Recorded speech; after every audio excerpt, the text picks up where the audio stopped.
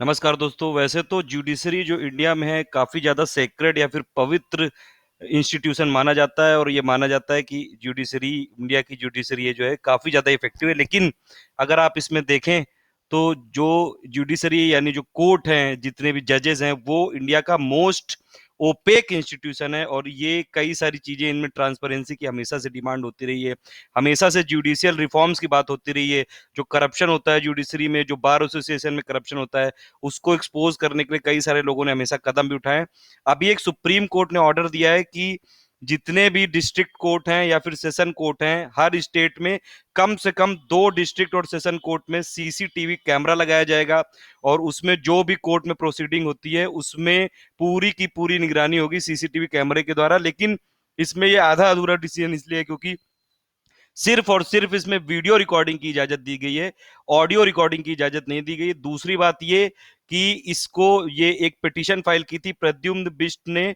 उनका husband wife का कुछ केस चल रहा था और उनको ये लग रहा था कि जो भी कोर्ट में प्रोसीडिंग हो रही है वो फेयर नहीं हो रही है और उसमें बायस हो रही है। इसीलिए उन्होंने इवन बोला था कि मैं अपने पैसे देने के लिए भी तैयार हूं कि अगर आप ये कोर्ट की जो प्रोसीडिंग हो रही है उसकी रिकॉर्ड कर लीजिए। और उसी के बाद देखिए, केंद्र सरकार भी 2013 से कई बार बोल चुकी है सुप्रीम कोर्ट को, और भी कई सारे लोग जो राइट्स जो एक्टिविस्ट होते हैं उन्होंने भी बोला है कि जो जुडिशरी में करप्शन है उसको अगर एक्सपोज करना है, अगर जुडिशरी में ट्रांसपेरेंसी लानी है, रिस्पॉन्सिबिलिटी लानी है और अकाउंटेबिलिटी लानी है, तो कोर्ट की भी जो प्रोसीडिंग्स हैं उसको ऑन कैमरा करना चाहिए। देखिए, अगर आप देखेंगे इंडिया में जितने भी इंस्टीट्यूशन है, जैसे एग्जीक्यूटिव हो गया या फिर लेजिस्लेटिव हो गया, लेजिस्लेटिव में पार्लियामेंट की पूरी टेलीकास्ट किया जाता है।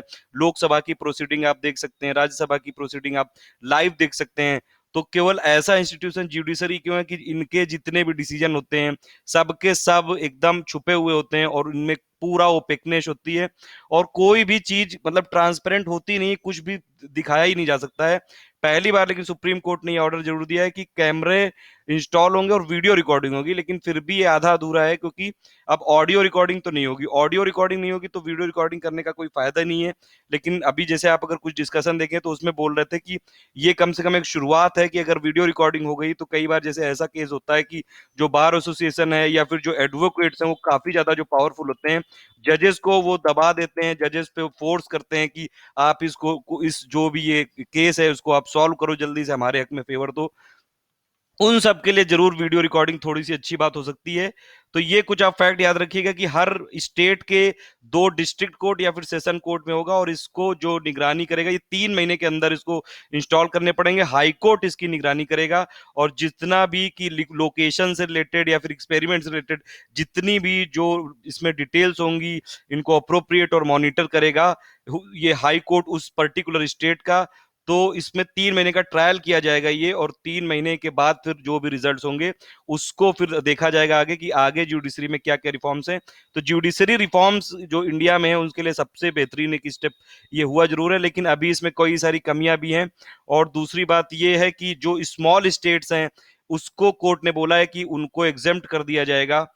ये देखिए कई बार होता है कि कोर्ट में जैसे हम लोग जो फिल्मों में देखते हैं कि लगातार वो लोग क्वेश्चन करते हैं, जैसे पिंक मूवी आपने देखी हो कि क्वेश्चन किया गवाह को बुला के, वैसा नहीं होता है। अगर आप एक्चुअल रिकॉर्डिंग्स में देखेंगे ये वही लोग समझते होंगे जो कोर्ट की प्रोसीडिंग्स में वाकिफ होंगे, जो कभी गए होंगे कोर्ट में।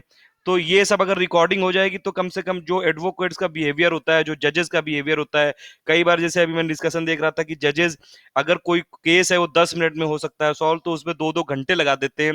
ये सब चीजें जरूर इसमें रिकॉर्ड हो जाएगी क्योंकि अगर वीडियो रिकॉर्डिंग रहेगी तो ये जरूर डर रहेगा कि इसको बाद में कोई देख सकता है। दूसरी बात ये एक सबसे बड़ी इंपॉर्टेंट इसमें निगेटिव चीज है कि ये आरटीआई फाइल करके जो जनरल पब्लिक है वो नहीं मांग सकती, ये सिर्फ और सिर्फ हाई कोर्ट की निगरानी में रहेगा।